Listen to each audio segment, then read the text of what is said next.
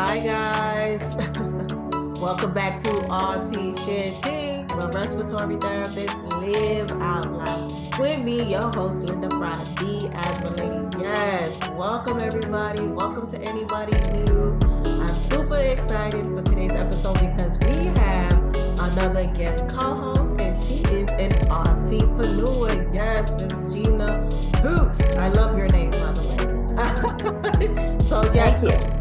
Gina Hoots. She's going to share her perspectives with us. And for those of you who don't know what an RTpreneur is, that is a respiratory therapist that's kind of like have their own business, their own side hustle, just kind of doing their own thing and share their perspectives on Rts Share Tea. So, Gina, welcome so much for being on the show. Before I let you do your thing, I'm going to read your accolades in your bio, and hopefully I get it straight. So, okay.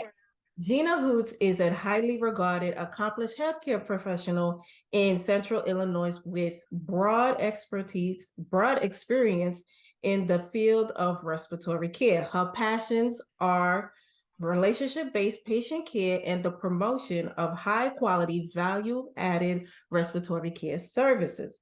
She is a proponent of establishing continuity of care and collaborative care models that strive to break down barriers between provider and patients, while allowing patients to maximize their quality of life in meaningful ways. She started her credential collection in 1991 with the CPFT written exam. Today, she has earned the RRT, the RRT, ACCS, the CCSH, and most recently, the AEC. Yes, she has been and still is a bedside RT, tireless advocate, cheerleader for RT autonomy, safe society, volunteer extraordinaire, and mom to many blessings. Yes, her RT career is as diverse as a patchwork quilt with the current road yet determined. However, asthma keeps showing up in unexpected ways. Yes, yes, and yes. I'm here for it, Gina. Thank you so much for being on the show. Yay! Thank you so much. Yes, yes. Guys, just please give me some grace. This is Asthma and Allergy Month, and for those of you who know me, I have bad allergies, and I woke up with the worst kind this morning. But we're gonna push through. So Gina, thank you again for being here with us. So I always, like to share those that are with us on the show, their perspective and,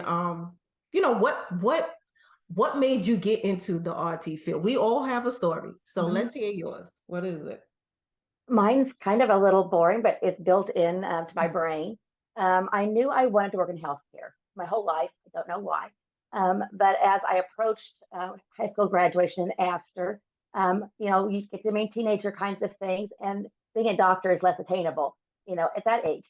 So I went to the community college and I found this brochure. It was red, and I'm going to look up that brochure someday to find out a copy. But it's a respiratory therapy. Never heard of it. I think it was called respiratory care at the time. And I went and job shadowed at the hospital, and I was in love from the beginning, and never questioned my career choice.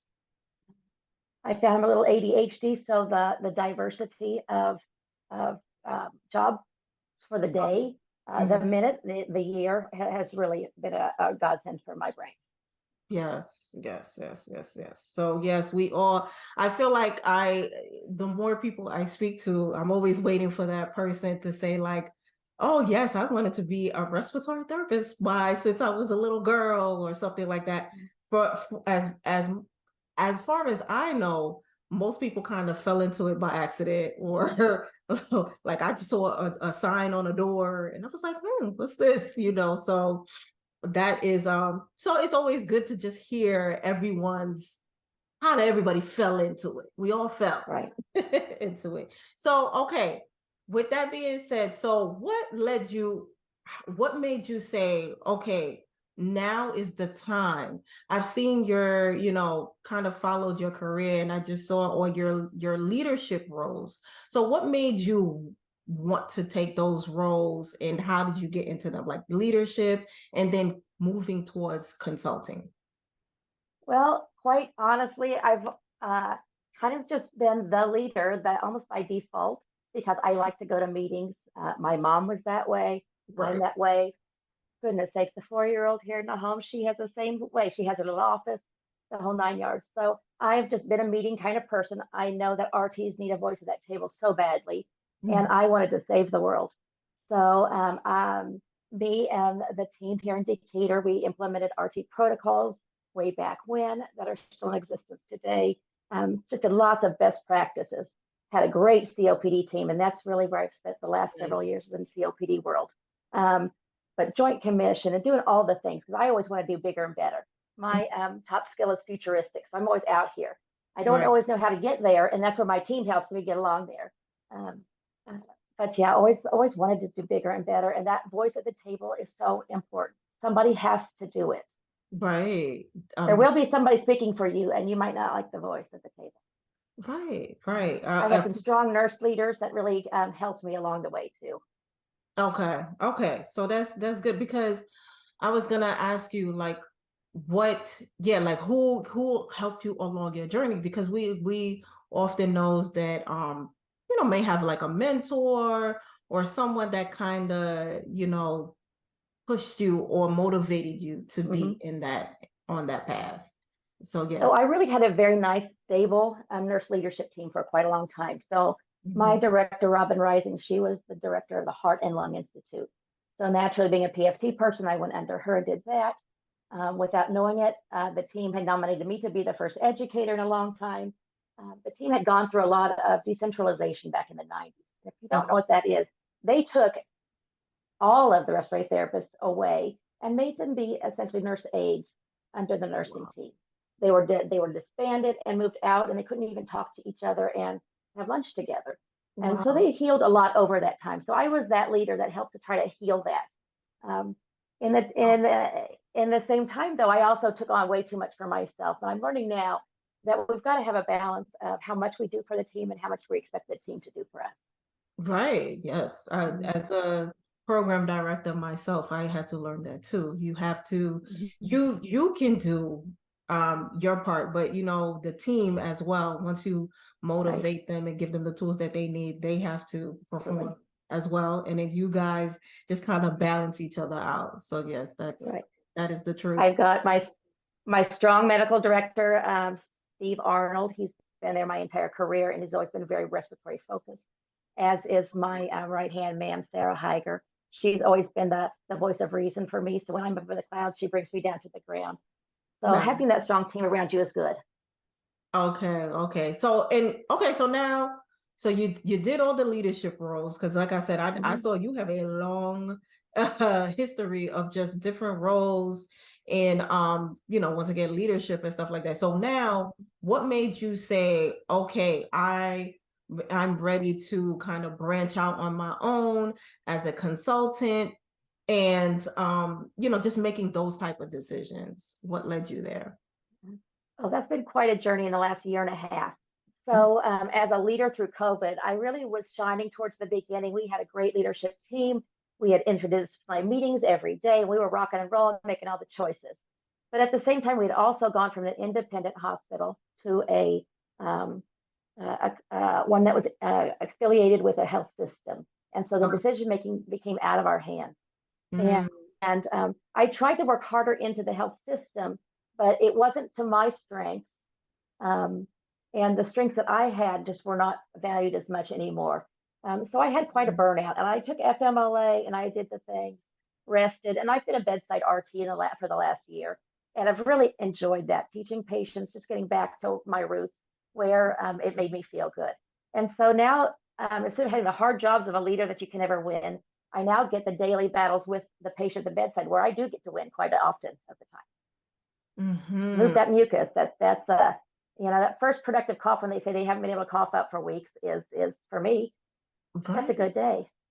It's and I love that part of your story where you said you went from leadership back to bedside patient care and Mhm. just it connecting you back to your roots. So Yes, I know how that is as yes. well.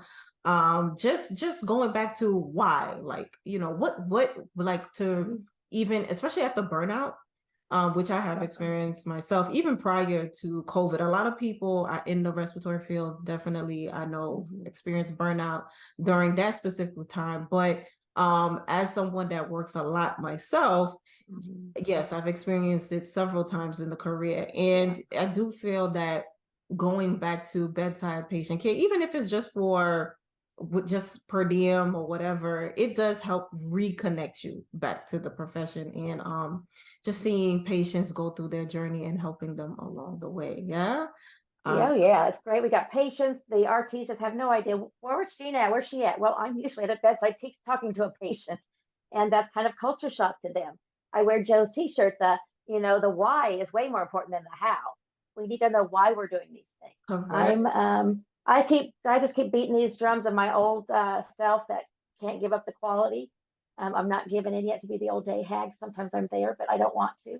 And but the young RTs are teaching me that today's culture is not about working yourself to the bone, but there's a balance. Right. So I'm really enjoying having those experiences today. Yes.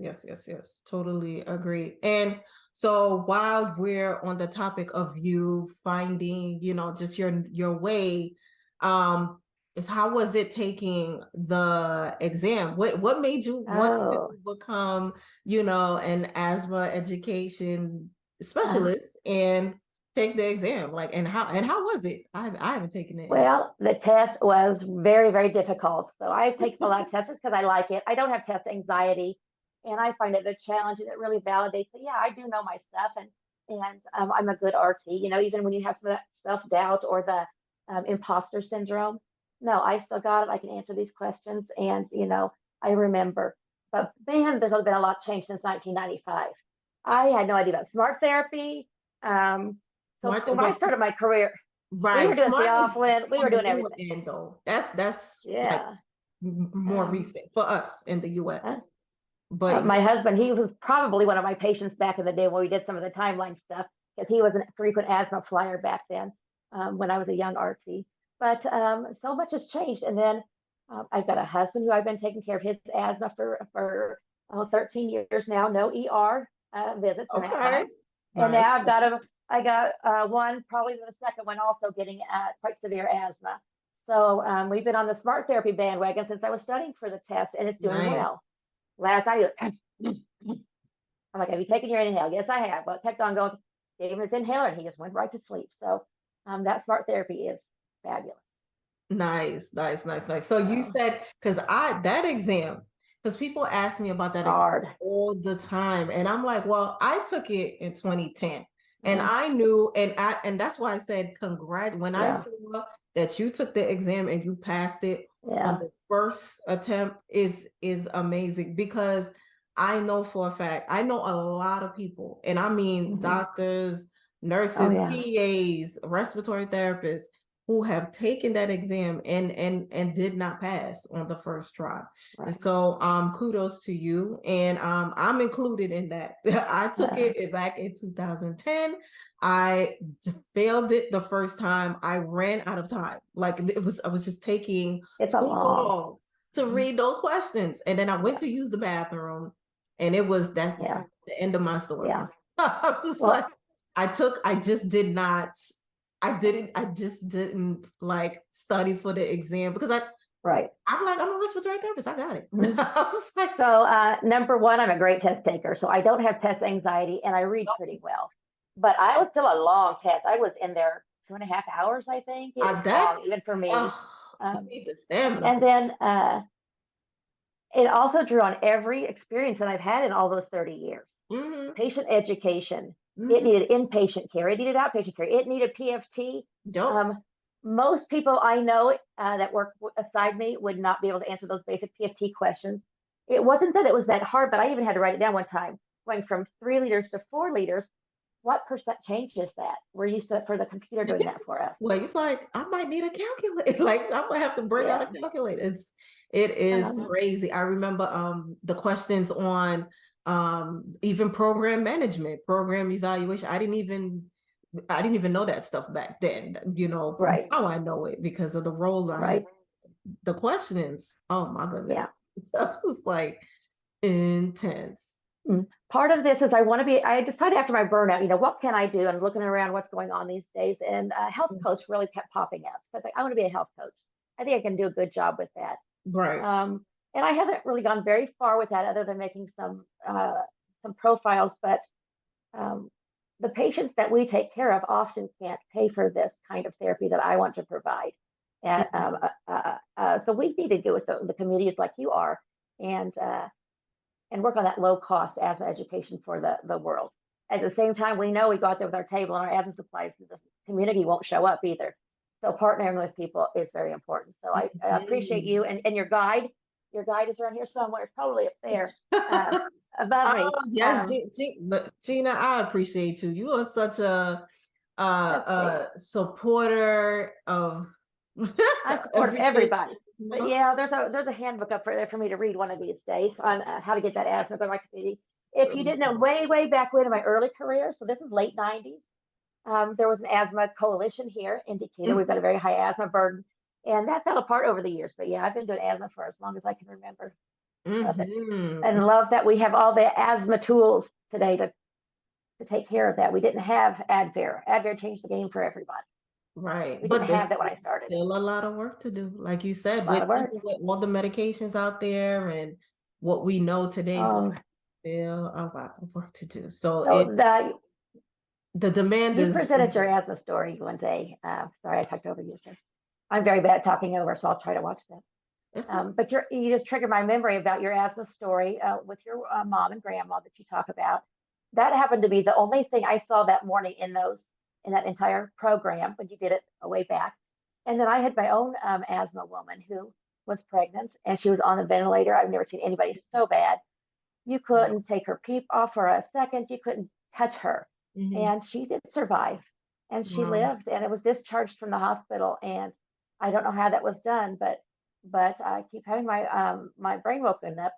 The pulmonary said, I'm not going to try MAG, but he did. And there it was. We pulled the guidelines that day to see what are we missing. So it's powerful stories you see out there, and you don't want to see those stories. You want to see that where's the asthma people? There's no asthma admissions anymore. Right. We don't know anything about it. I mean, sharing, I think all type of stories pretty much benefit just knowing what your intentions are behind the story. But when we share the good and the bad and what we learn from those stories I think is with us. True blessing.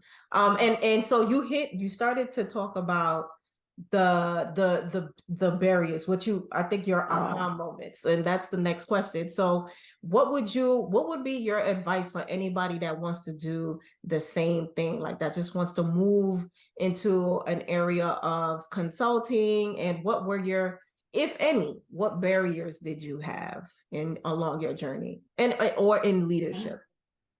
Well, early on in leadership, I just kind of went with the flow and with the environment I was in. I wish I would have done more active learning. Now that there's a lot more educators like me out there that are sharing the information on different platforms like this Rts Share Tea, it really helps the younger RTs to know, yeah, we're okay. It's going to take steps and starts, and just go where your heart leads you. Now, this next stage, I didn't really know I was going to get into consulting, but it just kind of fell. I've always been no, don't start your small business because it's too hard. My mom and grandma did that. It's too hard. But here I am. I live in a fairly small community, but now we're connected. We're connected everywhere. And I've had so many opportunities over the years to gather experience and to meet so many colleagues. Those 20-some years in the Illinois Society of Respiratory Care have been valuable. I have so many colleagues that I can call on in times of crisis or good. If I need a job, I'm sure I could call many of them, say, hey, I need a job. Can you help me? Actually, I have done that in the past, especially when I was on leave. But I just kind of kept it slow and took my time to really evaluate where I was at personally, did a lot of work on myself, and just kind of learned where I was at in the world. I don't really want to lead other people directly anymore. I'm not good at it. Can't tell you how bad you're doing, Linda. I can only tell you how good you are. I can't. So I want to do too much of myself. So I need to have those boundaries. I need to work these hours and not these hours. Right. I need to do lots of interesting things. So right now I've got one part-time job where I kind of help patients with some home care equipment. I've got a Nice. part-time job where I'm looking at some spirometry behind the scenes and listening to coughs on the cough app. Okay. Just some really interesting little things. I've got different people have reached out to me about. So there's a lot of things that are out there and available. Okay. I'm sorry, Gina. You wait. I think you went out for a few minutes, but I Yeah, heard the last thing you said. yeah. It's okay. So it's those connections. Yeah. No. It's okay. I heard like there was like one word that just went out, but you came back in. Don't worry Oh, about good. Okay. it. If I it heard it's a Bluetooth. it's fine. But yes, consultant, and I like what you said prior. You were talking about the networking, like the networking Oh, the and the networking. collaborative efforts. And I think so. So for me, what I try to do with these sharing different folks' perspectives is just showing, especially those in the healthcare field, that you always can have other avenues to create your own opportunities. Like it's some Oh, folks, they just feel like they're stuck in acute care. Like once they do their oh no. foundational work, I am a true believer that your baseline should be acute care, like, you know, Absolutely. especially as a respiratory therapist. Mhm. But you should not feel stuck. Like, okay, this is No, is this all there is? It should not feel like that. And once it no, starts to feel like that, that's when it's a problem. So absolutely. having to You got find to find something. If you look around, there's something to be done anywhere you're at. So, what do you complain about your boss? What's your boss doing wrong? Well, help them fix it. They need your help. They're just people like you. They want you to come to them with solutions. Um, yes, ma'am. I That's always, I want RT protocols.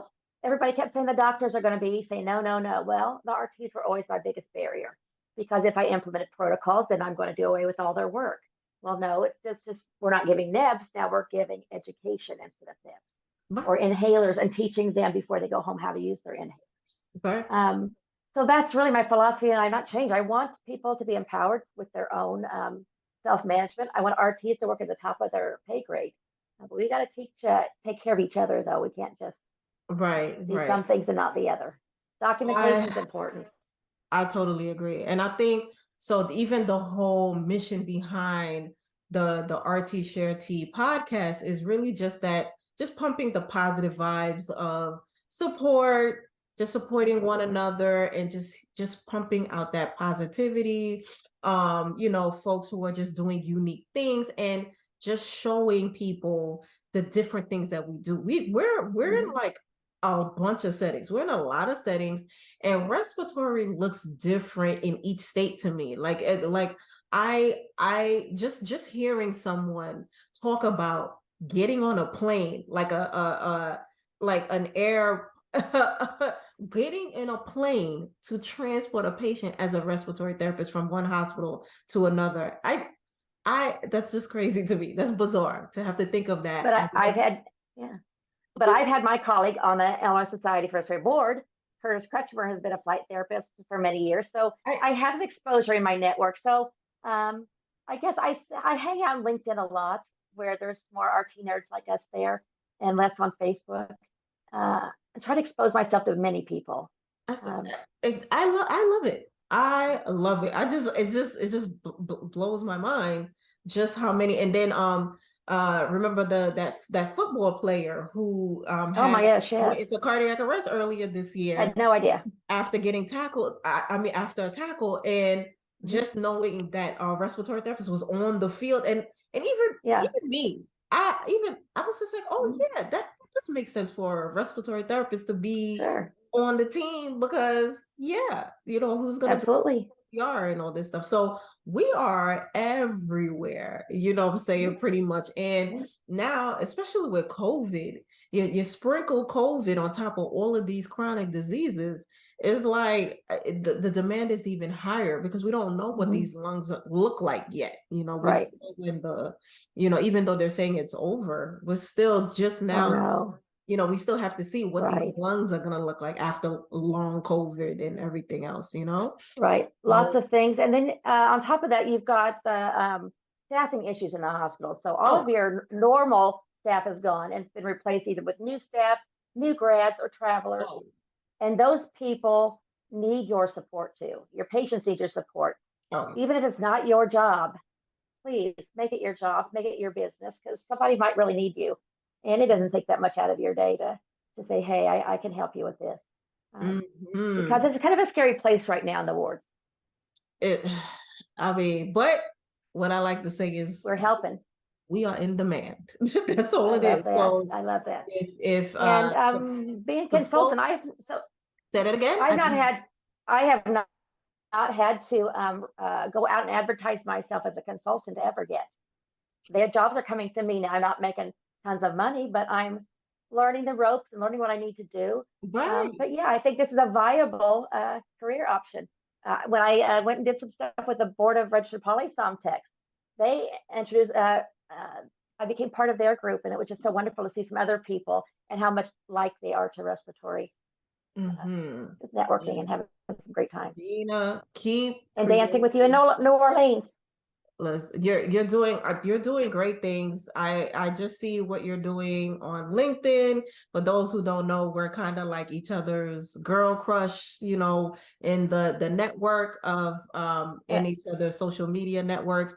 And so Gina, keep doing what you're doing. Keep, you know, spreading the positivity and being that ray thank of you. light for everyone. And I say do your heart's desire. Create the schedule that you Absolutely. want, and I'm doing pretty similar things. You know, I'm pretty much working around my son's schedule. He is my boss right now, so Right. just do what you have to do. But thank you so much, Gina. So Oh, this thank is you. your time. Plug. I always give Oh, people a time to plug in anything that they're doing, anything new. So go ahead. Where can we find you? What do you have going on? Spill the beans. oh, wow. So I can find me on LinkedIn. You can also find me on Facebook. I haven't made it over into the other stuff yet. I'm just getting too old for all the different places. But also, sometimes I go over to TikTok because that's really cool. There's some good stuff in there. Um, but I'm working on my website right now. So by the time you see this, it should be able up and running. Hoot and Nanny Joy. So my new business name I've decided is called Hoot and Nanny Joy.